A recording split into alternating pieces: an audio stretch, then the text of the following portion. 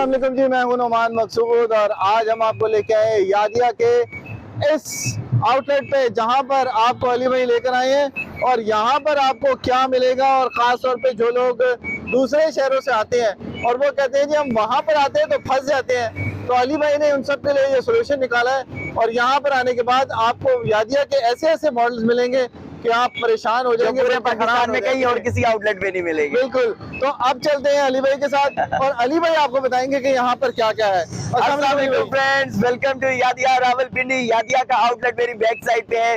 रावलपिंडी की डिस्ट्रीब्यूशन यादिया की, जो कि मेन मरी रोड के ऊपर आपको दिखा भी सकते हैं नुमान भाई, मरीड चौक के ऊपर वाक़ है।